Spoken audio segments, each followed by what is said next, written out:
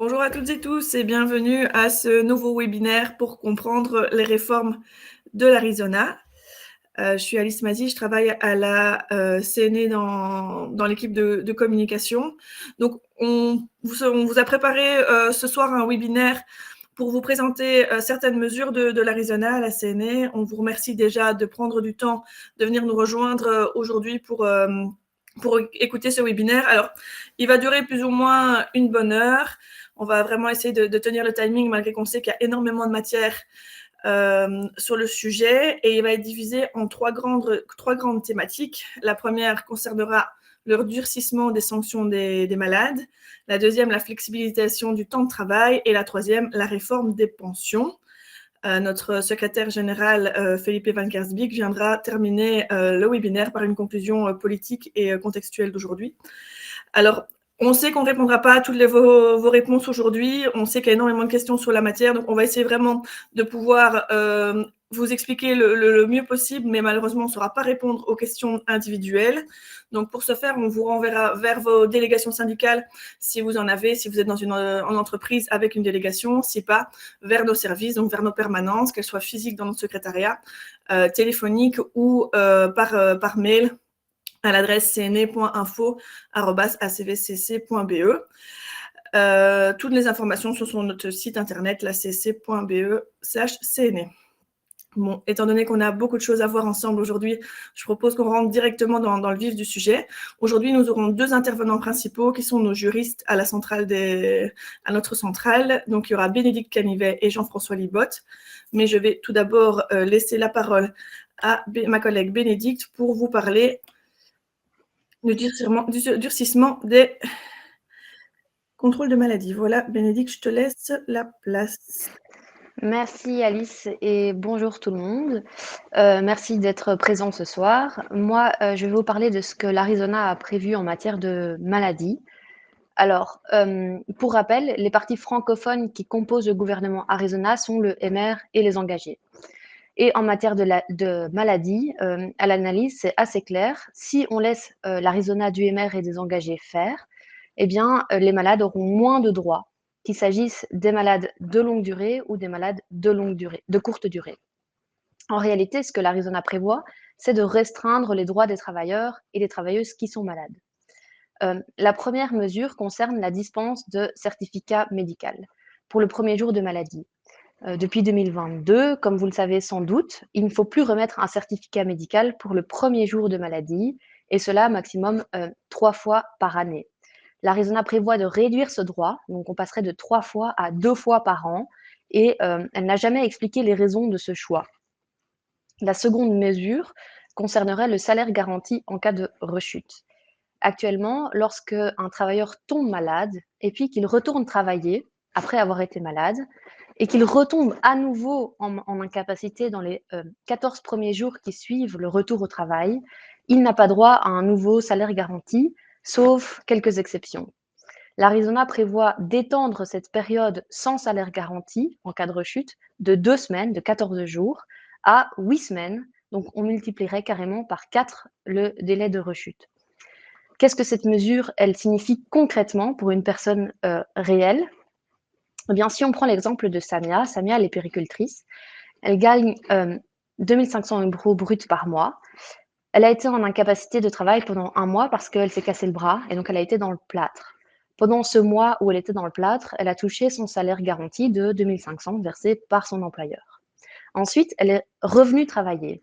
Malheureusement, après 3 semaines de reprise, elle doit à nouveau s'arrêter parce qu'elle a fait un faux mouvement et donc elle a de nouveau mal au bras. Aujourd'hui, comme elle est revenue travailler plus de 14 jours, en effet, elle est revenue travailler 3 semaines, elle a droit à un nouveau salaire garanti qui serait payé par son employeur pour les 2 semaines de rechute et ça correspondrait à 1154 euros. Avec la nouvelle mesure Arizona, ce ne serait plus le cas parce que pour avoir droit à un nouveau salaire garanti, Samia devrait avoir travaillé au moins 8 semaines. Or, Samia, elle n'a travaillé que 3 semaines. Et donc, elle n'a pas droit au salaire garanti. Elle recevrait uniquement des indemnités de sa mutuelle, soit environ 60% de son salaire pour ces 2 semaines, ce qui correspond à 692 euros. Donc, concrètement, ça représente une perte de 462 euros pour Samia, mais surtout, et en fait de manière plus grave, ça représente une perte pour nous tous et toutes, parce que ça déplace la charge financière de l'employeur, qui est redevable du salaire garanti, vers la sécurité sociale, c'est-à-dire nous tous et toutes, la collectivité qui couvrirait cette période. Je vous ai dit que l'Arizona du MR est désengagé, c'est moins de droits pour les malades de courte durée, mais c'est aussi, et de manière plus scandaleuse, la chasse aux malades de longue durée. En Belgique, on compte malheureusement plus de 500 000 personnes qui souffrent d'une maladie de longue durée, c'est-à-dire qui sont malades depuis plus d'1 an. L'Arizona, elle prévoit non pas de guérir ces personnes et donc de leur permettre d'avoir du temps et des facilités pour se remettre, mais ce qu'elle prévoit, c'est de remettre coûte que coûte ces personnes au travail. Pour ça, elle va s'attaquer à tous les acteurs qui ont un rôle à jouer en matière de maladies de longue durée. Et les premiers acteurs, ce sont les travailleurs et les travailleuses. À leur rencontre, l'Arizona prévoit 4 grandes mesures. Premièrement, il y aurait un parcours de réintégration qui serait obligatoire si une analyse révèle un potentiel d'emploi. Donc, pour l'instant, ce n'est pas obligatoire pour un malade d'initier un trajet de réintégration. Si la mesure passe, chaque travailleur malade verrait son potentiel d'emploi évalué par le médecin du travail après 8 semaines de maladie. Si le médecin du travail décide qu'il y a un potentiel d'emploi, ce qui est très subjectif, eh bien, un trajet de réintégration devrait être obligatoirement suivi dans les 6 premiers mois de la maladie. Cette mesure, elle est totalement à l'encontre de toutes les mesures scientifiques et académiques qui prouvent qu'en fait, seuls les processus volontaires mènent à une réintégration durable sur le marché du travail. Et c'est logique parce qu'une personne qui est malade, elle est censée ne pas être capable de travailler, hein, c'est la logique même de l'incapacité de travail. Et donc, si elle veut retourner travailler, c'est parce qu'elle a la volonté pour le faire. Et donc, les processus volontaires sont évidemment ceux qui ont le plus de chances de succès. Deuxièmement, l'Arizona prévoit une suspension de droit aux indemnités de la mutuelle lorsqu'un travailleur est absent sans justification à une invitation du médecin du travail ou du médecin de la mutuelle dans le cadre de sa réintégration. En fait, cette mesure, elle est dans la continuité de la première. Pour l'instant, les malades, ils ne risquent une suspension de leurs indemnités que lorsqu'ils ne se rendent pas à un rendez-vous de la mutuelle qui vise au contrôle ou à l'évaluation de leur maladie, mais pas en cas de réintégration, parce qu'on se dit, s'ils sont malades, eh ben, on ne fait que vérifier la réalité de leur maladie, mais on ne va pas les forcer à se réintégrer. Ici, cette mesure, elle vise clairement à mettre une épée de Damoclès au-dessus de la tête des malades, puisqu'ils ont un processus de réintégration obligatoire, et s'ils ne s'exécutent pas, ils se retrouvent sans revenus du jour au lendemain, et donc ils n'ont pas d'autre choix que de refuser, d'accepter de retourner au travail coûte que coûte. La troisième mesure que l'Arizona du MR est désengagé prend à l'encontre des malades ou des personnes qui souffrent d'une maladie de longue durée, c'est un raccourcissement du délai d'attente pour pouvoir entamer une procédure de rupture de contrat de travail pour force majeure médicale. Qu'est-ce que c'est la rupture du contrat de travail pour force majeure médicale?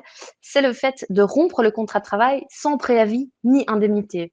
Donc c'est forcément attrayant pour les employeurs parce que c'est une manière de se débarrasser gratuitement des travailleurs malades et surtout des travailleurs malades qui ont une longue ancienneté parce qu'il coûterait cher à licencier moyennement indemnité ou préavis.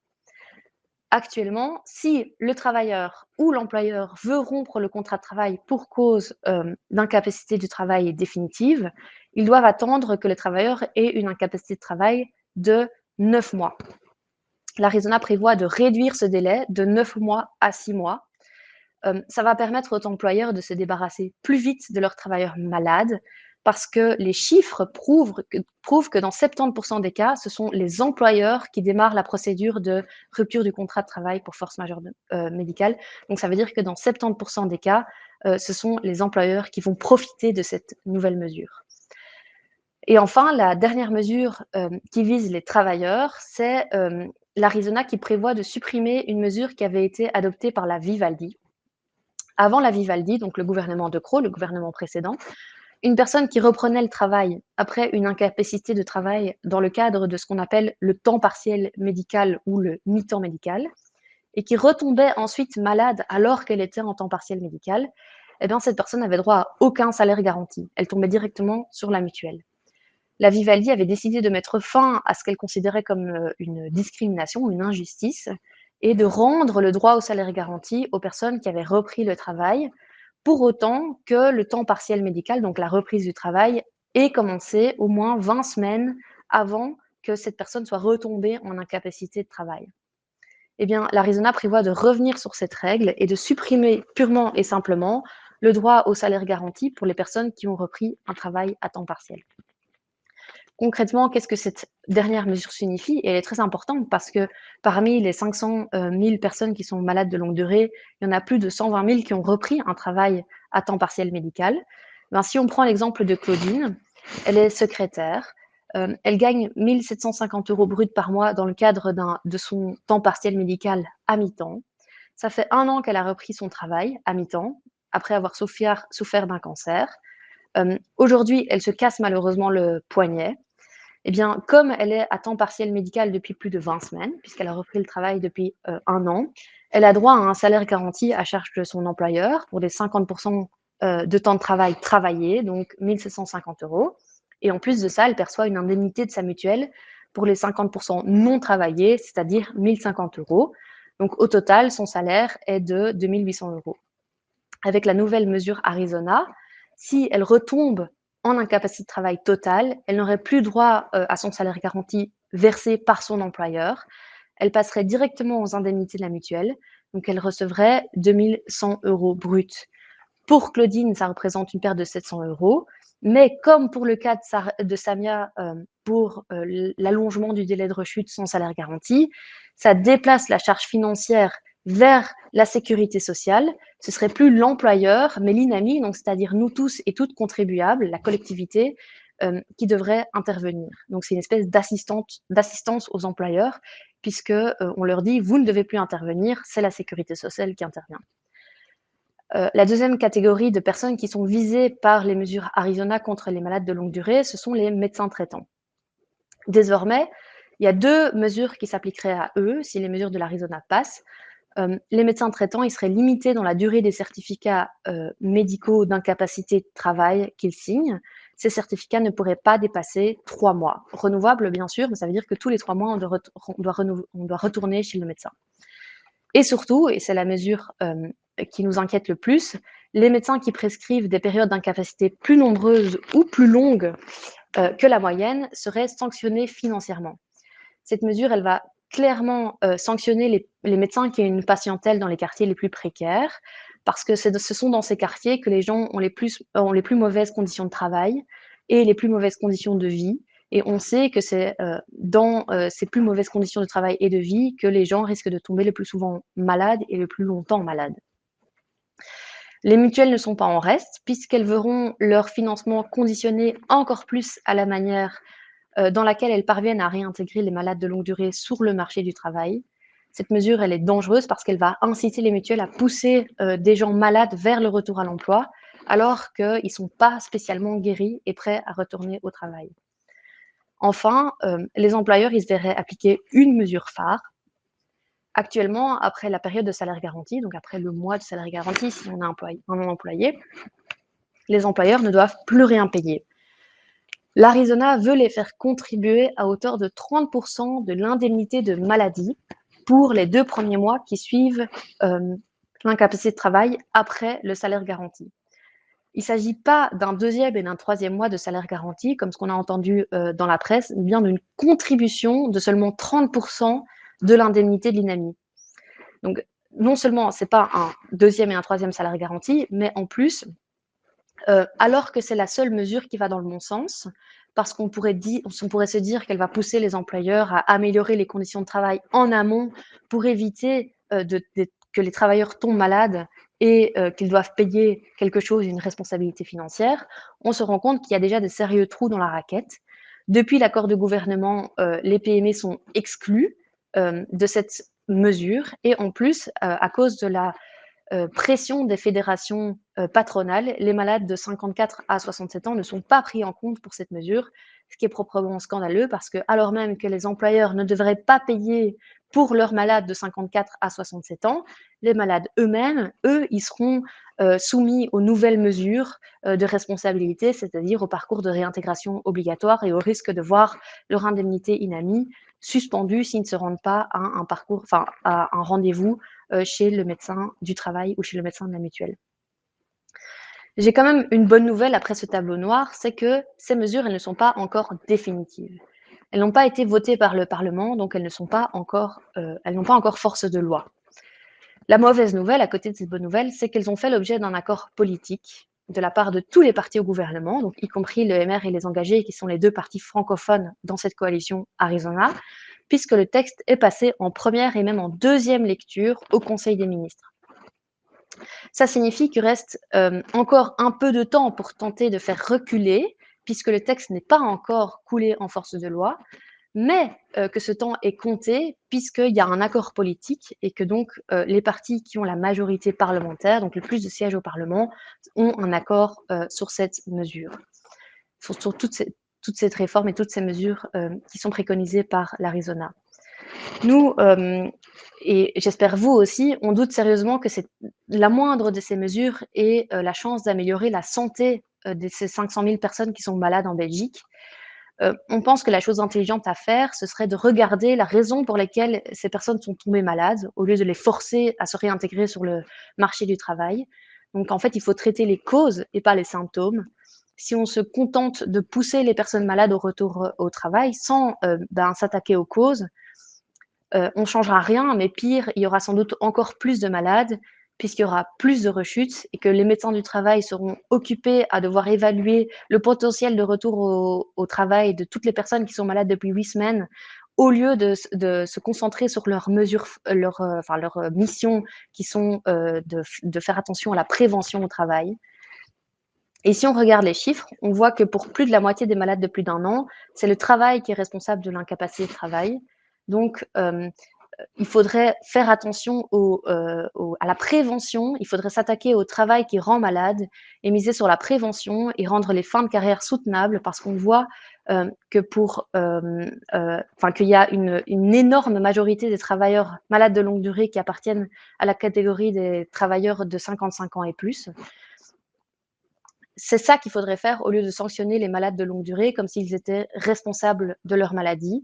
C'est manifestement pas le choix que fait l'Arizona, du MR et de nos engagés, puisque le gouvernement choisit pas la solution logique et humaine qui est de s'attaquer aux causes de la maladie, mais la solution du lève-toi et marche ou crève.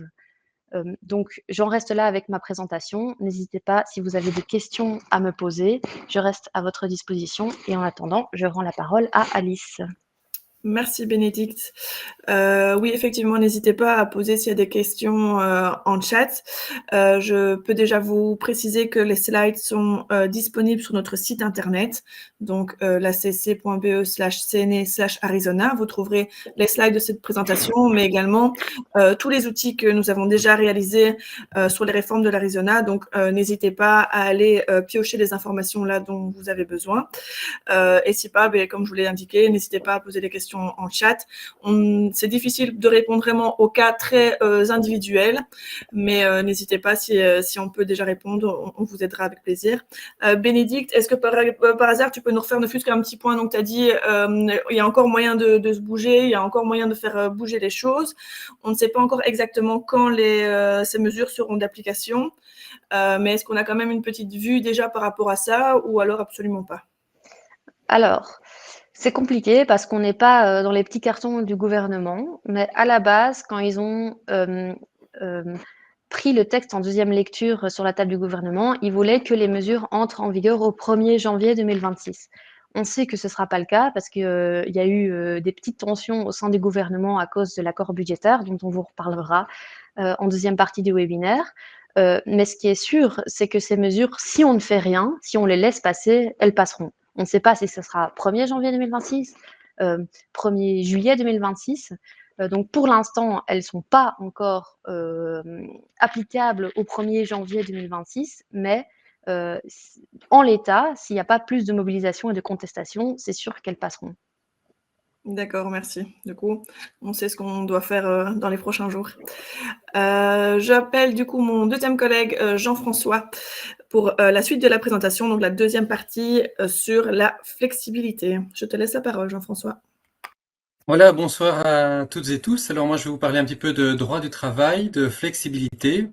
Alors l'objectif du gouvernement Arizona, c'est de faire travailler les gens plus longtemps, plus longtemps. Et donc, comment est-ce qu'il s'y prend? À travers un dispositif qui est celui des heures supplémentaires volontaires. Donc, le gouvernement veut augmenter le quota d'heures supplémentaires volontaires jusqu'à 360 heures par an et 450 heures dans l'Eureka. 360 heures par an, ça représente 7 heures par semaine. Et donc, si on prend une semaine de 38 heures, ben, elle passerait à 45 heures. C'était la norme en matière de durée hebdomadaire de travail en 1964. Donc, vous voyez un petit peu le recul en matière de temps de travail qui est ici fait. Alors, pourquoi est-ce qu'on les appelle volontaires? Ben, simplement parce que l'employeur doit convenir avec le travailleur que ce dernier est d'accord pour prester des heures supplémentaires pendant la période de validité de cet accord qui est d'1 an. Donc, pendant 1 an, l'employeur peut imposer des heures supplémentaires quand bon lui semble parce que, à un moment donné, le travailleur a signé un accord l'autorisant à faire cela. Donc, le caractère volontaire est fortement relativisé. Bon, on présente un peu comment est-ce que le gouvernement veut rendre avantageux ces heures supplémentaires? Eh bien, en les exonérant de cotisations sociales et de précompte professionnel. Donc, ce sont des heures brutes pour net, en tout cas pour 240 de ces 360 heures. Alors, il ne faut pas s'y méprendre, ce n'est pas avantageux en réalité. Pourquoi? Parce que, contrairement aux heures supplémentaires ordinaires qui existent depuis de tout temps, depuis la naissance de notre législation sociale, contrairement aux heures supplémentaires ordinaires, eh bien, ces heures supplémentaires volontaires se prestent sans possibilité de récupération, sans sursalaire de 50 ou 200%, sans supplément de pécule de vacances, sans impact positif sur les droits sociaux, donc la pension, d'indemnité éventuelle de maladie, allocation éventuelle de chômage, sans contribution au financement de la sécurité sociale et sans contrôle syndical, puisque vous savez que pour les heures supplémentaires ordinaires, bien pour surcroît extraordinaire de travail, la délégation syndicale doit marquer son accord pour ces prestations. Donc voilà, c'est un dispositif qui n'est certainement pas avantageux de ce point de vue. Si on regarde, si on fait un petit exercice de calcul et qu'on essaie de voir ce que rapporte cette mesure, eh bien donc prenons l'hypothèse d'un travailleur, une travailleuse, voilà, qui perçoit un salaire de 4000, un peu plus de 4198 euros brut. Imaginons que cette personne preste 10 heures supplémentaires sur le mois concerné. Eh ben, si ces heures supplémentaires donc, n'étaient pas proposées sous la forme d'heures supplémentaires volontaires, mais étaient payées comme des heures supplémentaires classiques, ordinaires, comme elles ont toujours été, mais donc elles auraient généré un sursalaire et on voit que pour la travailleuse, le travailleur, eh bien, ça représenterait un avantage en net sur la fiche de paie de 63 euros. Si l'heure supplémentaire ordinaire était payée avec un sursalaire de 50%, c'est-à-dire qu'elle était prestée du lundi au samedi. Et puis si cette heure supplémentaire est prestée un dimanche ou un jour férié, alors le sursalaire il est de 100%. Et donc ces 10 heures supplémentaires, elles généreraient un avantage de 120 euros net en plus que ce qui serait le cas si ces 10 heures supplémentaires étaient payées sous la forme de ces heures supplémentaires volontaires. Hein, donc le dispositif ici qui est fortement encouragé par le gouvernement. Donc on voit qu'ici la mesure du gouvernement, elle est avantageuse pour l'employeur, mais certainement pas pour le travailleur et certainement pas non plus pour l'État qui aurait aussi un manque à gagner. Donc, en gros, travailler plus, mais pour moins de salaire que si on avait fait les mêmes prestations, mais dans le cadre des dispositifs de flexibilité existants. Alors, l'Arizona s'est aussi augmenté la précarité du travail. Ben voilà, la première mesure, en supprimant l'obligation d'engager pour au moins un tiers d'un horaire à temps plein, ce qui est une obligation actuelle. Hein, donc, si on a un horaire de 38 heures, ben, l'employeur doit engager pour minimum 12 heures et 40 minutes. Voilà, eh bien, le gouvernement supprime cette mesure, ce qui autoriserait les employeurs à convenir des contrats à temps partiel extrêmement faibles, jusqu'à 3 heures par mois ou 3 heures par an. Alors, le gouvernement encourage aussi les formes de travail qui sont nuisibles pour la santé et pour la vie de famille, la vie privée. Notamment, il encourage fortement le travail du soir, avec cette mesure d'élargissement des heures d'ouverture des magasins à 21 heures. Et le gouvernement encourage aussi le travail du dimanche, avec la suppression du jour de fermeture obligatoire des commerces. Et le gouvernement autorise massivement le travail de nuit en supprimant cette interdiction de principe du travail de nuit qui avait été inscrite dans notre législation en 1921. Là, on est plus d'un siècle en retard. Ici, le gouvernement va autoriser le travail de nuit pour tous les secteurs, dans toutes les entreprises, quel que soit le... Il n'y a pas besoin d'un motif particulier, d'un besoin particulier, ni bon, c'est ouvert pour tout le monde. Donc, ça fera surtout pression, évidemment, de nouveau, sur les travailleurs et les travailleuses du commerce, qui actuellement ne peuvent pas travailler au-delà de 20 heures, sauf l'e-commerce. Mais c'est aussi le cas dans beaucoup d'autres secteurs qui, encore aujourd'hui, protègent les travailleurs, en tout cas leur santé, en n'autorisant pas le travail de nuit.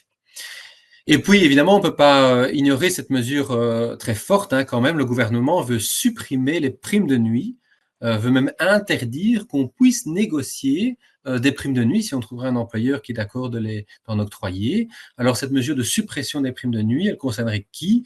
Et donc, elle concernerait actuellement les travailleurs ouvriers employés de la distribution et les employés du transport et de la logistique. Maintenant, dans l'avant-projet de loi, les commissions paritaires qui sont visées pourraient être étendues prochainement par un simple arrêté royal. Donc, c'est une première étape ici, malheureusement. Et ça concerne les prestations entre 20h et minuit, entre 5h et 6h du matin. Et évidemment, pour casser la solidarité, le gouvernement nous dit que voilà, ça ne concernerait cette mesure que les nouveaux travailleurs, c'est-à-dire ceux qui seraient engagés à partir du 1er janvier 2026. Donc évidemment, les anciens travailleurs seraient en fait aussi concernés puisque rapidement, ils vont devenir des cibles, malheureusement, des employeurs, puisque les employeurs ont bien compris que s'ils engagent un nouveau travailleur à la place d'un ancien, ben, du coup, ce nouveau travailleur n'aurait pas de prime de nuit. Donc, il coûterait moins cher. Voilà, c'est une mesure symboliquement très, très grave, puisque voilà, derrière tout le discours, la propagande du gouvernement sur récompenser le travail, ici, on a une mesure qui va exactement dans l'autre sens. Alors, le gouvernement attaque aussi les préavis de licenciement.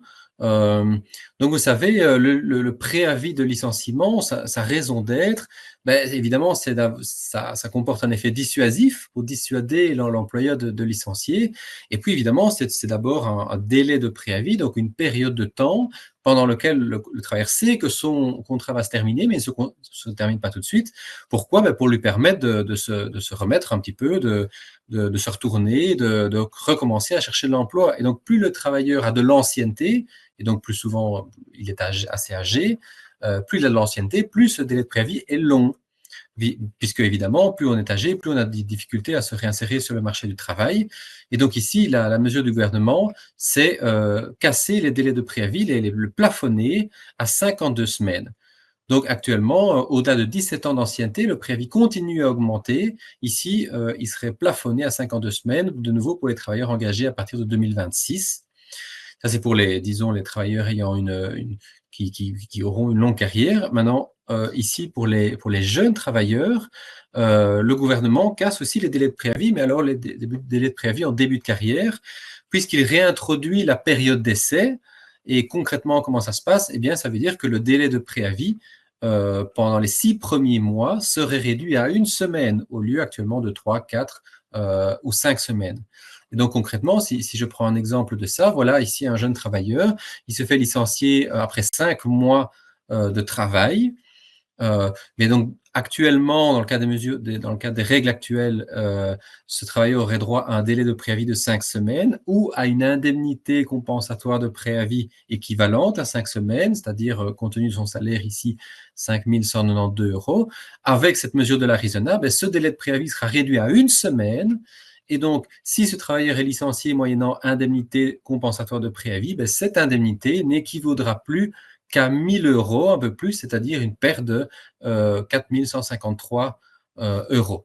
C'est évidemment la double peine pour les jeunes, puisque généralement, les jeunes commencent leur carrière malheureusement par de l'intérim pendant plusieurs années. Et puis, si jamais malheureusement il y a une interruption entre le dernier contrat d'intérim et l'éventuel CDI, ben, ce CDI sera de nouveau entaché d'une période d'essai et donc le travailleur pendant les 6 premiers mois sera de nouveau encore licenciable via 1 semaine de préavis seulement et il ne pourra même pas demander les motifs pour lesquels il a été licencié. Alors, beaucoup des mesures que je viens d'aborder en réalité sont déjà possibles par notre législation telle qu'elle est actuellement. Simplement, ces mesures de flexibilité sont assorties d'obligations de négociation collective. Ça, c'est vraiment ce que la ligne rouge de ces mesures de flexibilité, c'est la volonté du gouvernement de supprimer cette obligation de négociation collective. Et donc, cette négociation collective, elle est importante parce qu'elle représente une sorte de verrou collectif de la part des travailleurs face à une flexibilité débridée que souhaite mettre en place l'employeur. Les travailleurs peuvent refuser cette flexibilité grâce à l'obligation de négociation collective, mais s'ils veulent l'accepter, l'obligation de négociation collective leur permet de négocier des compensations. Des compensations, par exemple, si on pense au travail de nuit, là où le travail de nuit est autorisé, son introduction dans l'entreprise doit être négociée. Et donc, c'est à ce moment-là que les travailleurs peuvent demander, oui, bien sûr, on va travailler la nuit, y compris entre minuit et 5 heures, etc. Mais on aimerait une indemnité financière pour compenser l'impact négatif direct que ça aura sur notre santé, mais on veut aussi négocier des horaires faisables, un droit de retour dans le travail de jour, des contrats de travail de bonne qualité en CDI, etc. Enfin, toute une série de mesures de compensation qui visent précisément à compenser le désagrément qui consiste à travailler la nuit. Ici, avec la suppression de ces obligations de négociation collective, c'est potentiellement toutes ces compensations pour la flexibilité qui sont remises en question, et puis ça contribue à renforcer considérablement l'autoritarisme dans l'entreprise, et donc à laisser le travailleur seul face à son employeur, sans aucun garde-fou collectif. Et j'en termine en évoquant cette mesure qui cristallise vraiment ce qu'on désigne comme hyper-flexibilité dans les mesures de l'Arizona, c'est cette volonté de faire travailler jusqu'à 12 heures par jour et 50 heures par semaine. Donc, rendez-vous compte, 12 heures par jour, 50 heures par semaine, c'était la norme en matière de temps de travail au 19e siècle, à l'époque de la révolution industrielle. Et dès la première loi de 1921, on a réduit ce temps de travail en deçà de 12 heures par jour et 50 heures par semaine. Ici, le gouvernement veut réintroduire ça, ce qui serait même possible en réalité dans des dispositifs tels que les horaires variables ou les régimes hebdomadaires variables, et donc des mesures de flexibilité qui existent actuellement et où le travailleur, ici, avec cette modification du gouvernement, aurait à connaître son horaire jusqu'à 3 jours seulement à l'avance. Et cette possibilité de travailler jusqu'à 12 heures par jour, 50 heures semaine, serait rendue possible dans l'entreprise par un simple accord individuel, sans concertation sociale. Alors, pour essayer d'illustrer un petit peu l'impact qu'une telle mesure pourrait avoir, ici, je prends un exemple d'une travailleuse, une vendeuse dans le secteur du commerce. Voilà.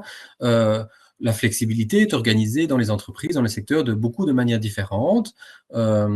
Ici, dans le commerce, mais c'est pareil, je pense, dans d'autres secteurs qui utilisent beaucoup du temps partiel et la flexibilité, les maisons de repos, d'autres secteurs du non-marchand, etc. Mais donc, il y a des périodes de forte activité et des périodes de faible activité. Et donc, dans les périodes de forte activité, ce qui correspond au commerce en période des fêtes, novembre, décembre, eh bien, l'employeur propose au travailleur un avenant au contrat de travail qui augmente temporairement la durée du travail. Par exemple, dans notre exemple, ici, la vendeuse est occupée à 30 heures semaine. Novembre-décembre, l'employeur a besoin de plus de main-d'œuvre et donc lui propose un avenant qui augmente son temps de travail jusqu'au temps plein dans le secteur, qui est 35 heures pendant ces 2 mois. Et pendant ces 2 mois, la travailleuse, si elle accepte, elle n'est pas obligée, elle perçoit un salaire équivalent à 35 heures. Ce qui a un impact évidemment sur ses congés payés, sur sa prime de fin d'année, etc. Avec l'Arizona, si ce projet se met en place, on a 2 mesures. Là, on a à la fois l'augmentation à 12 heures et 50 heures et ce qu'on appelle l'annualisation. Vous allez voir tout de suite. L'annualisation, ça consiste en quoi? Eh bien, l'employeur, il pourrait demander à cette travailleuse, lui imposer, en réalité, dans le cadre des horaires variables, de travailler à temps plein pendant les périodes de forte activité, novembre, décembre, jusqu'à 35 heures par semaine, voire même 50 heures par semaine, si la travailleuse accepte de signer ce fameux document par lequel elle accepte de travailler 12 heures, 50 heures par semaine. pendant ces 2 mois-là. Et puis après, l'employeur pourra l'occuper dans le cas des horaires beaucoup plus faibles, en mars, avril, par exemple, qui sont des périodes de plus faible activité. Et là, l'employeur ne pourra l'occuper que 25 heures par semaine, voire seulement 10 heures par semaine, pour un peu récupérer les heures qui ont été prestées en trop, entre guillemets, au mois de novembre-décembre. Mais pendant toutes ces périodes, à la fois les périodes de forte activité que de faible activité, la travailleuse va maintenir son salaire à 30 heures semaine et non pas à 35 heures, comme c'est le cas actuellement par le biais de l'avenant au contrat de travail. Évidemment, ces horaires lui seront imposés, comme je le dis, puisque ce ne sera plus un avenant, elle n'aura plus à marquer son accord, mais dans le cas des horaires variables, c'est l'employeur qui fixe unilatéralement les horaires et qui les communique aux travailleurs, aux travailleuses. Voilà, donc une mesure particulièrement forte d'hyperflexibilité qui va attaquer les revenus des travailleurs et travailleuses, clairement, qui va attaquer leur conciliation vie privée vie professionnelle et qui va aussi attaquer l'obligation de négociation collective, puisque l'annualisation, elle est déjà possible en réalité, mais simplement elle doit être négociée. C'est bien là-dessus que le gouvernement c'est bien cela que le gouvernement veut supprimer. Voilà, j'en ai terminé, mais je suis disponible pour vos questions dans le chat ou oralement. Merci beaucoup Jean-François. Alors, on a reçu pas mal de questions, donc je te laisserai aller voir un petit peu dans le chat toi aussi, mais j'en ai déjà pris une comme ça à mettre en avant avec toi. Il y a une travailleuse du secteur donc, du commerce, de la grande distribution, qui se demande si son employeur pourra la forcer à travailler le dimanche.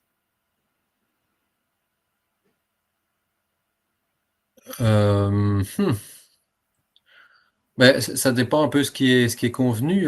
Là où le travail du dimanche est autorisé, en tout cas dans certaines limites, il y a souvent des règlements de travail, des conventions collectives de travail qui encadrent un peu cette question du volontariat. C'est un peu difficile à répondre comme ça dans l'absolu, mais peut-être plus de précision dans le chat et j'y regarderai. Voilà, comme ça la balle est rebondie dans le chat. Merci Jean-François. Du coup, on va passer à la troisième partie de ce webinaire. Donc, je vais redonner la parole à Bénédicte pour nous parler de la réforme des pensions. Donc, Bénédicte, c'est à toi. Oui, rebonjour tout le monde. Alors, je vais vous parler des pensions et comme l'a déjà précisé Alice, on va malheureusement pas pouvoir répondre à tous les cas individuels. D'une part, par manque de temps, mais aussi parce que les règles sont vraiment très complexes et donc on ne voudrait pas faire d'erreur. Mais ça n'empêche pas que je vais vous parler des mesures phares du gouvernement Arizona d'une manière générale et de ce qu'il vise à atteindre avec sa réforme des pensions. Et en réalité, il ne s'agit pas vraiment d'une réforme dans le sens commun du terme, parce que réforme, ça entraînerait une amélioration du sort des futurs pensionnés, alors que ce n'est pas le cas. Ici, il s'agit d'une réforme à la baisse. Il s'agit de faire régresser le droit des travailleurs et des travailleuses, et ça de deux manières principales. Premièrement, on ferait travailler les gens plus longtemps, et deuxièmement, on diminuerait le montant de leur pension. Donc, je vous ai annoncé que l'Arizona ferait travailler les gens plus longtemps. Comment est-ce qu'ils comptent faire ça? En touchant à la pension anticipée. Qu'est-ce que c'est la pension anticipée? Aujourd'hui, vous le savez sans doute, l'âge légal du départ à la pension, c'est 66 ans.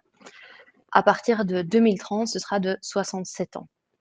Heureusement, il y a des possibilités de partir à la pension avant d'avoir atteint cet âge légal de la pension lorsqu'on a une carrière suffisamment longue. Et c'est ça qu'on appelle la pension anticipée. Vous voyez dans le tableau qu'à 60 ans, il faut minimum 44 ans de carrière. À 61, 62 ans, il faut 43 ans de carrière, etc. Qu'est-ce que va faire l'Arizona ou qu'est-ce que voudrait faire l'Arizona si on ne l'empêche pas? Ce n'est pas de changer les conditions d'âge et de carrière. Non, non, non, non. Il veut faire quelque chose de bien plus vicieux. C'est de changer le calcul d'une année de carrière. Aujourd'hui, pour qu'une année de carrière compte pour la pension anticipée, il faut que ces années comptent 104 jours de travail. 104 jours de travail, c'est l'équivalent de 4 mois à temps plein sur une année. Eh bien, demain, si on laisse faire l'Arizona, il faudrait non pas 104 jours, mais 156 jours de travail, soit 6 mois à temps plein sur l'année, pour qu'une année soit comptabilisée comme une année dans les 42, 43 ou 44 années de carrière. Donc, ce que fait l'Arizona, c'est d'augmenter le nombre de jours de travail qu'il faut dans chaque année de carrière pour pouvoir partir à la pension anticipée. Alors ici, une précision importante s'impose. Quand on parle de jours de travail, on parle autant de jours qui sont effectivement travaillés, donc des jours où on a été sur son lieu de travail et on a bossé, que des jours qui sont dits assimilés. C'est-à-dire des jours où on n'a pas effectivement travaillé, mais qui sont considérés comme des jours où on a travaillé, c'est-à-dire les jours de maladie, les jours de congé de maternité, les jours de crédit temps, les jours de chômage, pour ne citer que les jours assimilés les plus courants. Pour l'accès à la pension anticipée, les jours de travail sont soit des jours de travail effectifs, soit des jours de travail assimilés. Donc, que vous soyez en maladie, au chômage ou au travail, ces jours vont compter de la même manière pour le calcul de votre carrière. Quel serait l'effet de cette mesure prévue de l'Arizona, du MR et des engagés, donc qui prévoit de faire passer une année de carrière de 104 jours à 156 jours? Eh bien, souvent, la première année de carrière, elle commence après le 1er juillet de l'année, c'est-à-dire après la fin des études secondaires ou des études supérieures. Ça veut dire que cette première année, elle ne comportera pas 6 mois de travail à temps plein, puisqu'on n'a pas commencé au 1er juillet de l'année. Elle ne comportera pas 156 jours de travail. Cette année, elle serait alors perdue dans le décompte des 42, 43 ou 44 années qu'il faut pouvoir justifier pour prendre sa pension anticipée. Comme la première année serait perdue, ça veut dire qu'il faudra travailler 1 an de plus. On a un exemple concret avec Mario. Mario, il est vendeur. Il a commencé à travailler très jeune, à 19 ans, et toute sa vie, il a travaillé à temps plein. Seulement, son premier contrat de travail a commencé le 1er août. Et entre le 1er août et le 31 décembre de l'année, eh bien, il y a seulement 130 jours de travail. Aujourd'hui, comme il a 130 jours de travail et que c'est plus que 104 jours, ça veut dire qu'à 61 ans, il aura 43 ans de carrière avec 104 jours de travail par an. Demain, si la réforme Arizona passe, comme sa première année de travail compte 130 jours et pas 156, qui serait la nouvelle condition, eh bien la première année de travail ne compterait plus. Il devrait travailler 1 an de plus jusqu'à 62 ans pour pouvoir prendre sa pension anticipée. C'est ici que je dois faire une première incise pour préciser que vous avez sans doute entendu parler de près ou de loin de l'accord du gouvernement sur le budget qui est intervenu cette nuit. Le gouvernement a annoncé plein de mesures et a annoncé qu'il revoyait sa copie sur la réforme des pensions et notamment que la première année de travail serait considérée comme une année entière, même si le diplôme a été obtenu en juin. Donc ça veut dire que c'est une mini-victoire qui n'aurait pas eu lieu sans la pression qui a été mise sur le gouvernement, la pression de la rue, donc la pression des travailleurs, travailleuses, par le biais ou non de leur organisation syndicale. Ça prouve qu'il est possible de faire reculer le gouvernement. Et ça veut dire aussi qu'on peut ouvrir des imaginaires. Imaginez ce qu'on pourrait obtenir avec encore plus de contestation, encore plus de mobilisation. On pourrait envisager même un retrait complet des mesures. Et donc, exit cette mesure qui dit qu'il faudrait 156 jours au lieu de 104 jours. Cette mesure sur la pension anticipée, c'est la manière dont l'Arizona, d'UMR et des engagés comptent faire travailler l'ensemble des travailleurs et des travailleuses plus longtemps. Mais ça ne s'arrête pas là, malheureusement. Ils veulent aussi faire diminuer le montant de notre pension. Pour cela, ils comptent adopter une série de mesures. Et celle qui aura le plus d'impact et dont vous avez sans doute déjà entendu parler, c'est le malus. Alors, c'est quoi le malus pension ? C'est le fait de pénaliser les personnes qui prennent une pension anticipée. Je vous ai déjà expliqué que pour avoir droit à une pension anticipée, il faut remplir certaines conditions d'âge et de carrière, 42, 43, 44.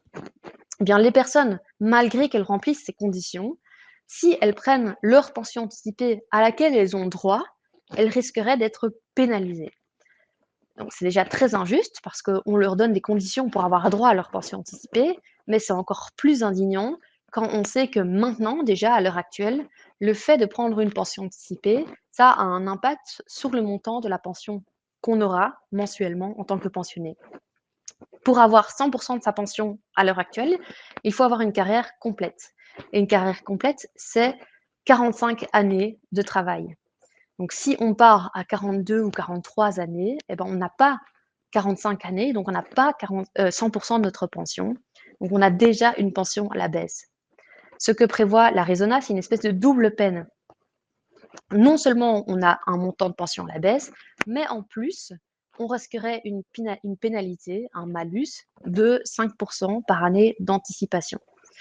Ça veut dire très concrètement que si je prends ma pension à 62 ans à la place de 67 ans, qui est l'âge légal futur de la pension, et ben, comme il y a 5 années d'anticipation entre 67 et 62 ans, je risque de voir ma pension diminuer de 25%, 5% fois 5 années d'anticipation. Pour être tout à fait complète, je dois quand même préciser que le malus serait seulement de 2% jusqu'en 2030, puis de 4% entre 2030 et 2040, enfin pour arriver à 5%, donc le montant définitif, à partir de 2040.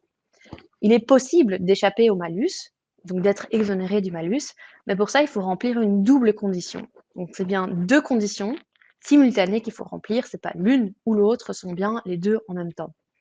Il faut avoir travaillé au moins 35 ans et chacune de ces 35 années doit compter au moins 150 jours de travail effectif. Et en plus de ça, il faut que sur l'ensemble de la carrière, on ait travaillé au moins 7020 jours de travail effectif. Et c'est ici que ça devient particulièrement vicieux et complexe, car vous avez entendu, j'ai dit travail effectif. Or, avant, pour calculer le moment où je peux arriver à la pension anticipée, je vous ai dit travail effectif et assimilé. Donc, on parle seulement des jours de travail effectifs, exit les périodes assimilées comme le chômage, le temps partiel involontaire, la maladie. Seules quelques périodes non travaillées resteraient assimilées, les périodes de congé maternité, de congé de paternité ou de congés parentaux. Et c'est ici que je dois faire ma deuxième petite incise en live direct de l'accord du gouvernement qui a eu lieu cette nuit. En suivi de l'accord sur le budget, le ministre des Pensions, Yann Yambon, a annoncé que finalement, l'entièreté des périodes des maladies serait assimilée à du travail effectif pour le malus.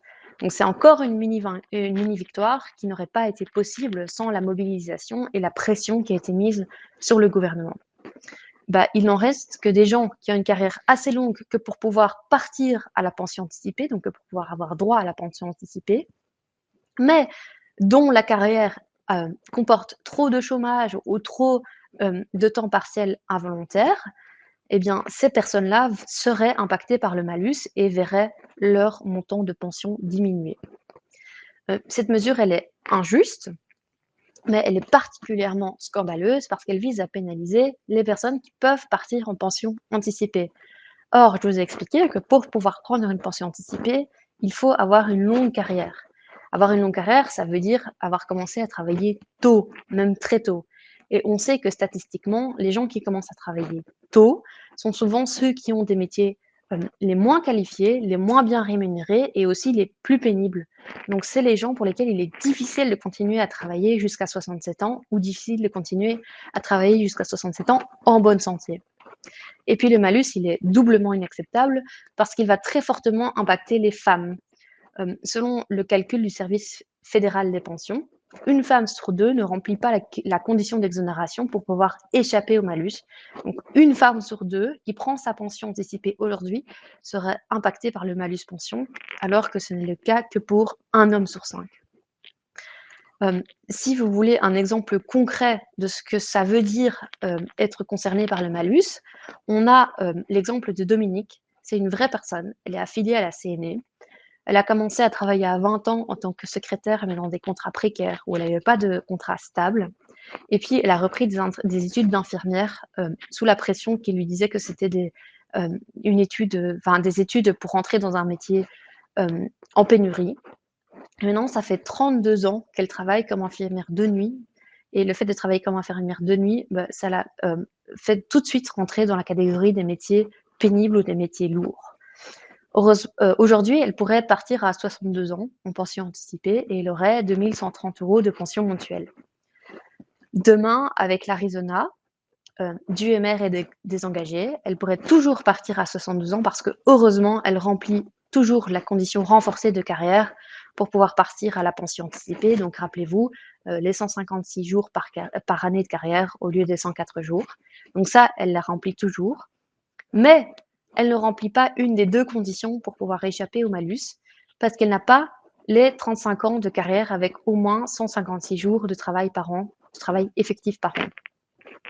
Je vous passe les détails du calcul, mais à cause du malus, elle perdrait 23% de sa pension, ce qui correspond à 483 € par mois. C'est énorme.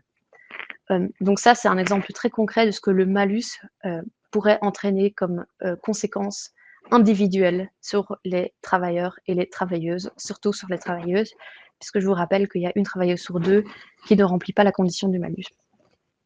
En plus du malus, on en parle moins, mais c'est quand même important, l'Arizona prévoit d'autres mesures qui vont impacter le montant de votre pension, notamment une mesure qui attaque les périodes assimilées. Et attaquer les périodes assimilées, c'est vraiment quelque chose de très vicieux parce que c'est de faire croire qu'il y a des périodes qu'on assimile parce qu'elles le valent plus que d'autres. Donc l'Arizona veut plafonner les périodes assimilées sur l'ensemble de la carrière. Ça veut dire que si la carrière comporte plus que 20% de périodes assimilées, donc de périodes non travaillées, comme le chômage ou le temps partiel involontaire, eh bien, toutes les périodes qui sont au-delà de ces 20%, elles compteront plus pour le montant de votre pension. C'est comme si vous n'aviez pas travaillé du tout ou si vous ne vous trouviez pas dans une situation involontaire, parce qu'on sait que le chômage, en tout cas le chômage le chômage qui entraîne des allocations de l'ONEM, c'est toujours du chômage involontaire, puisqu'il y a un contrôle de l'ONEM à cet égard. Alors, pour être complète, je dois préciser que la maladie est hors scope de ce plafonnement à 20% des périodes assimilées. Et en fait, c'est là où ça devient compliqué et sans doute à juste titre ou volontairement de la part de l'Arizona, c'est que les périodes assimilées pour chaque mesure, âge de la pension anticipée, malus, 20% du plafonnement des périodes anticipées, eh ben, elles sont toutes différentes, ce qui rend la compréhension du système des pensions hyper complexe. Mais il ne faut pas s'y tromper. Derrière cette complexité, cette technocratie, en fait, l'objectif de chacune de ces mesures, c'est le même, c'est de faire diminuer le montant de notre pension. Et si vous voulez des preuves, eh bien, en voici. Ce sont une série de chiffres qui viennent d'une simulation du service fédéral des pensions. Qu'est-ce qu'ils ont fait, le service fédéral des pensions? Ils ont appliqué les mesures Arizona actuelles aux personnes qui ont pris leur pension en 2023. Donc, qu'est-ce qui se serait passé si on avait appliqué les mesures Arizona aux personnes qui ont pris leur pension en 2023? Et les résultats sont édifiants. Un travailleur sur 3 verrait la date de sa pension anticipée repoussée de 16 mois en moyenne, donc c'est énorme, il devrait travailler plus qu'un mois. En moyenne, la pension de chaque pensionné baisserait de 170 € par mois. Quand on sait que la pension annuelle moyenne, c'est de 1 800 € net par mois, ça fait quand même mal. Les personnes qui partent en pension anticipée, donc ce sont celles qui seraient éventuellement impactées par le malus, eh bien, un travailleur sur 3 serait impacté par le malus, ce qui représente une diminution moyenne de la pension de 390 € par mois. Et pour les femmes, ce ne serait pas un travailleur sur 3, mais une travailleuse sur 2. Donc ça prouve bien l'aspect genre qu'il y a autour de cette mesure. Et il y a aussi une travailleuse ou un travailleur sur 4, donc un quart des travailleuses ou des travailleurs qui verraient leur pension diminuer du fait d'autres mesures dont je ne vous ai pas parlé aujourd'hui. Et pour ces personnes-là, leur pension diminuerait de 229 € par mois en moyenne. Donc ce sont des attaques très frontales, très importantes envers les pensions des travailleurs et des travailleuses futures, alors même qu'on pourrait faire autrement. Et c'est là-dessus que je vais finir et je pense que c'est la chose la plus importante à retenir. L'Arizona, du MR et des engagés, prétend qu'il n'y a plus d'argent dans les caisses de l'État et que c'est la solution responsable, que le coût des pensions va exploser si on ne fait rien. En vérité, c'est faux. C'est vrai qu'il y aurait une hausse du coût des pensions à cause du vieillissement de la population, mais cette hausse du coût, elle est estimée à 2,5 points de pourcentage du PIB d'ici 2070. donc d'ici 2035 ans. D'ici, 35 ans. Est-ce que c'est beaucoup, 2,5 points de pourcentage du PIB? En vérité, oui, ça fait beaucoup d'argent, mais c'est très, très relatif. Ça dépend avec quoi on compare. Par exemple, chaque année, on décide de subventionner, c'est-à-dire de donner des subsides publics qui sortent directement des caisses de l'État aux entreprises privées capitalistes à hauteur de 9,2% du PIB. Donc ça veut dire qu'il y a presque 10% du PIB qui sortent de notre poche de contribuables vers les entreprises privées capitalistes. Donc vous voyez bien que ce sont des choix politiques qui sont faits. L'argent, il est là. On décide de l'attribuer aux subsides des entreprises privées capitalistes ou aux pensions. Ça, c'est un choix politique qui considère que c'est OK de diminuer le montant des pensions et de nous faire bosser plus longtemps tout en continuant à verser des subsides sans aucune condition et de manière massive aux entreprises privées. Alors, avant de passer aux questions, un dernier mot pour préciser où ça en est, vu l'actualité politique. La réforme des pensions, elle a fait l'objet d'un accord politique au sein du gouvernement Arizona, d'une part en juillet, l'accord d'été, et maintenant en novembre avec l'accord d'automne, on pourrait dire. Donc cette nuit, ils ont persisté, ils ont signé, puisque après avoir trouvé un accord sur le budget, ils ont dit que la réforme des pensions était de nouveau sur les rails, moyennant les quelques modifications dont je vous ai parlé, qui ont certainement été poussées par la mobilisation et la contestation. Il n'en reste que c'est qu'un accord politique, donc ce n'est pas encore gravé dans le marbre. Il y a encore plusieurs étapes qui doivent être franchies. Ce n'est pas une loi, elle doit être votée au Parlement. Donc ça veut dire qu'il est encore possible d'essayer de faire reculer le gouvernement. Nous, on espère sincèrement que cette réforme ne sera jamais mise en œuvre, mais ça dépendra en grande partie des mobilisations et de la réussite des actions, notamment de la grève, dont Felipe vous parlera dans un instant. Voilà, j'en ai fini avec les pensions. J'espère que c'était clair et je suis libre pour répondre à vos questions. Alors, à première vue, c'était très clair. En tout cas, dans les messages que nous recevons, c'est ce qui est souvent indiqué. Vu le timing, Bénédicte, je te propose de répondre à quelques questions encore en privé et de passer directement à la conclusion. J'ai eu plusieurs questions donc, concernant les slides, un replay, etc. Donc, je voulais indiquer, les slides sont déjà disponibles sur notre site internet dans la partie Arizona. Et alors, un replay va être disponible et va vous être envoyé par mail dans les prochaines heures. Vous pourrez le regarder du coup à nouveau à votre aise, cette présentation, et la faire suivre également aux personnes de votre entourage qui pourraient être intéressées par la thématique. Donc, il n'y a aucun souci à ce niveau-là. Vous pourrez à nouveau regarder cela à votre aise chez vous. Du coup, je propose que Felipe me rejoigne pour la conclusion. Donc, Felipe est notre secrétaire général. Voilà, Felipe, tu es bien là. Du coup, je te laisse la parole. Merci Alice et merci aux collègues qui ont exposé les détails sur les aspects de santé, de flexibilité et de pension. Ce sont des exercices difficiles parce que ce sont des matières à la fois très techniques mais qui ont les conséquences bien réelles dans votre vie à toutes et à tous. Et donc je vous remercie aussi les 120 personnes qui sont présentes ce soir avec nous. C'est la troisième fois qu'on fait ce webinaire et chaque fois il y a entre 100, 200, 300 personnes présentes. C'est important, ça veut dire que les affiliés de la CNE, ou les pas encore affiliés de la CNE, sont intéressés de comprendre ce qui va se passer. Ce que je voudrais vous dire, moi, très rapidement, parce que je vois qu'il est presque 6 heures, et c'est important de respecter aussi votre temps, et que vous puissiez quitter ce webinaire à 6 heures et quelques minutes, mais pas trop tard. C'est d'abord un mot de la surprise du gouvernement qui nous a, cette nuit, pondu un budget. Attention, c'est un budget qui vise à donner des directives jusqu'en 2028. Et donc, ce n'est pas simplement une petite décision pour 2026, mais c'est 26, 27, 28.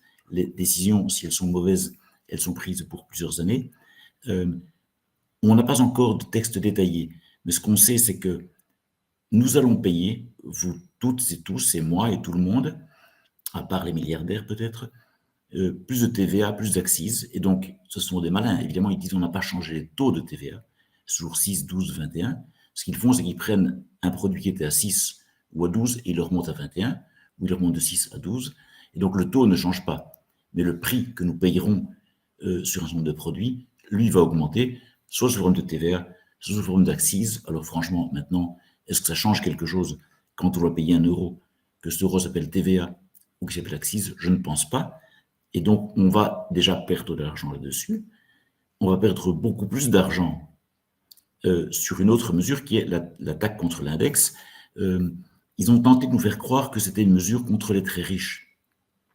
Mais en fait, on voit que ça touche tous les salaires qui, en 2026 ou en 2028, atteindront 4 000 euros bruts. Avec l'indexation qui va arriver, ça veut dire que si vous avez aujourd'hui 3 600 euros bruts, vous serez atteint, si pas en 2026, en tout cas en 2028. Et il faut quand même se rendre compte que retirer l'indexation au-delà d'un salaire qui est en fait le salaire médian, c'est le salaire de la moitié des Belges à peu près. Aujourd'hui, entre 3 600 et 4 000 euros bruts, la moitié des Belges ont ça. Si vous avez 30 ans aujourd'hui, je ne sais pas à qui je parle, donc je ne connais pas votre âge, si vous avez 30 ans aujourd'hui et que vous gagnez un salaire de 5 000 euros brut, ce qui n'est pas un salaire gigantesque, ça vous fait un choc, une perte sur l'ensemble de votre vie de 30 000 euros. Et donc, ces politiciens qui nous disaient vous aurez 500 euros en plus, on s'est vite rendu compte que non seulement on ne les aurait pas, mais qu'on aurait moins. Et puis maintenant, ils nous rajoutent, alors j'ai pris un exemple, mais qui n'est pas non plus extraordinaire, d'avoir 30 ans et 5 000 euros de salaire brut, ça va faire une perte de 30 000 euros. Si vous êtes plus âgé, vous avez un salaire plus petit, ça peut être moins, ça peut aussi être plus. Il faut aussi voir qu'il y a des coupes supplémentaires de la santé qui s'ajoutent aux coupes décidées par les mêmes partis aimés réengagés en communauté française, sur les crèches, sur l'enseignement, etc., qui auront des conséquences sur notre portefeuille. On payera un peu plus cher les visites chez le médecin, on payera un peu plus cher les médicaments. Et donc, évidemment, ils disent on ne crée pas de nouvelles taxes, mais on va perdre de l'argent sur à peu près tous les aspects de notre vie. Ça, c'est le budget. Mais le plus important pour nous, c'est, vous savez, dans un spectacle pour enfants, un prestidigitateur, un magicien, s'il veut faire un truc avec sa main droite, que personne ne le voit, il va avec sa main gauche attirer votre attention par ici.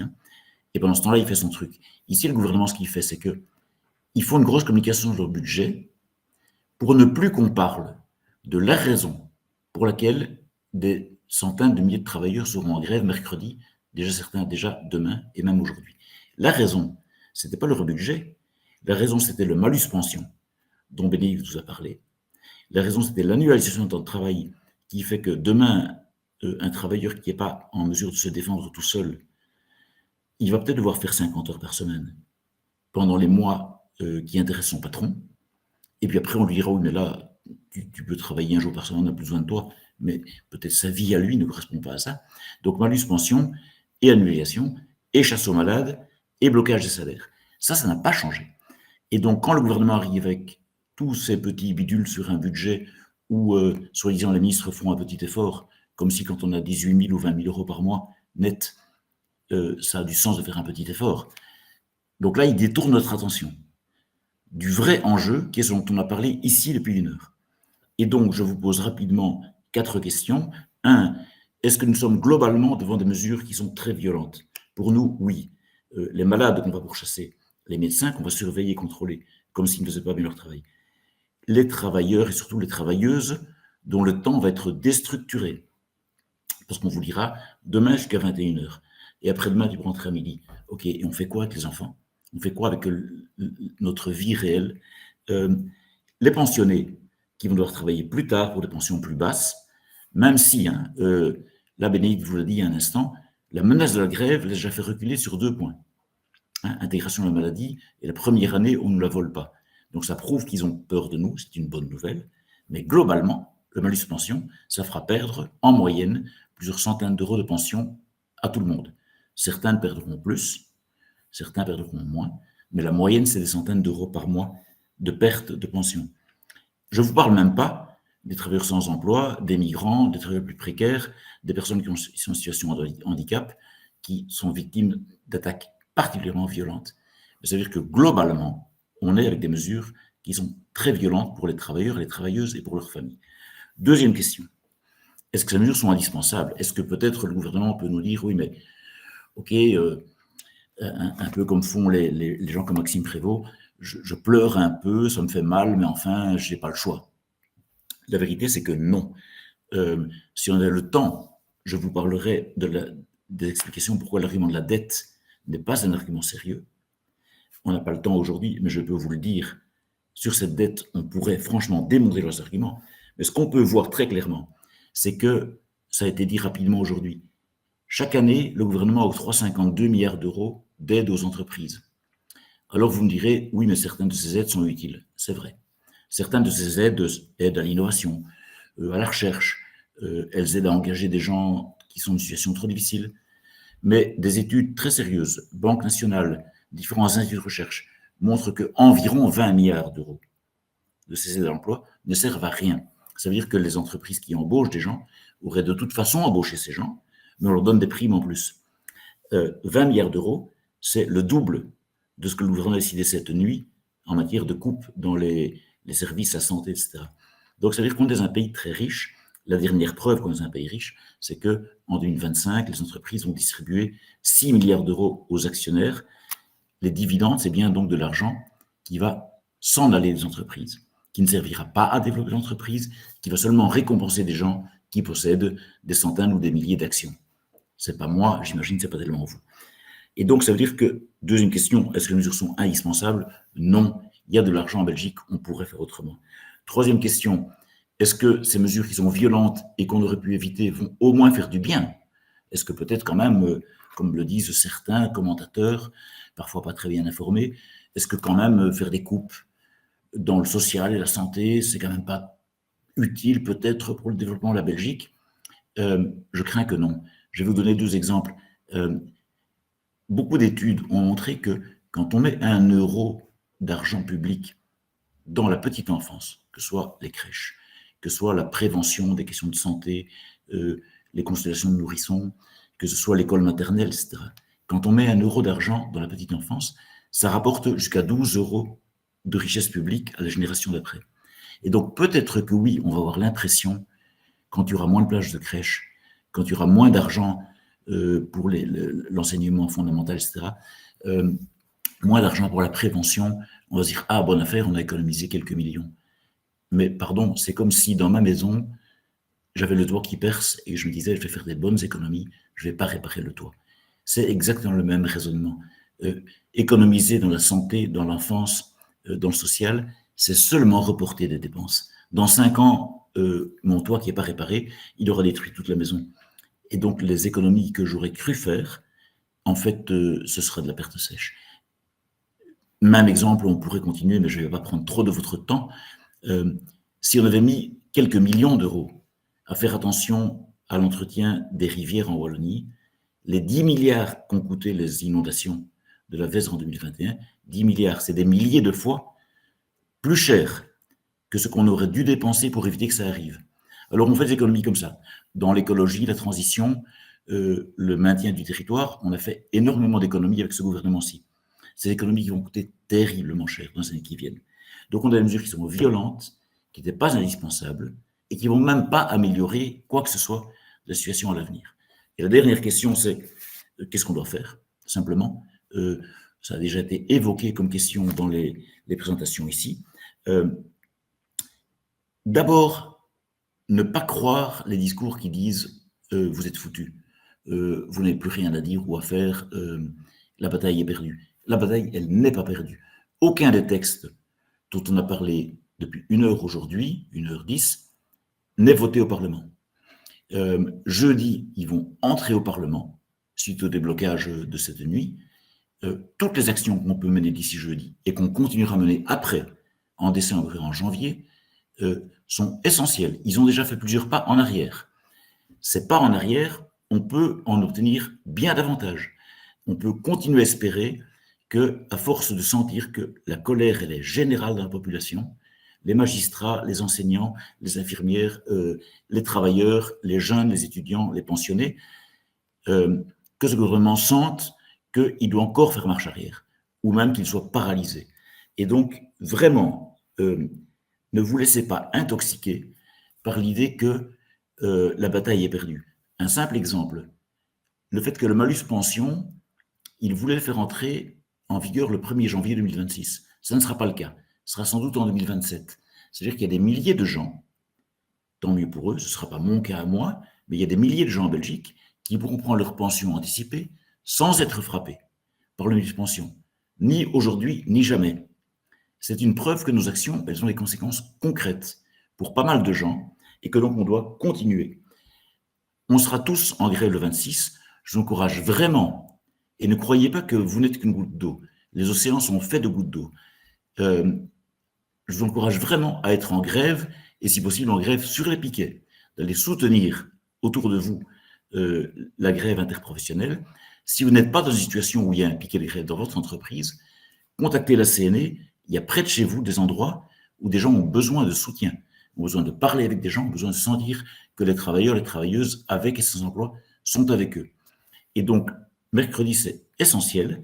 Déjà aujourd'hui, déjà demain, soutenir les collègues des services publics, des trains, des trams, des bus qui sont en grève, c'est essentiel. C'est seulement si nous sommes organisés et ensemble qu'on peut empêcher le pire gouvernement qu'on ait eu depuis la Deuxième Guerre mondiale, et c'est aussi le pire gouvernement qu'on puisse imaginer.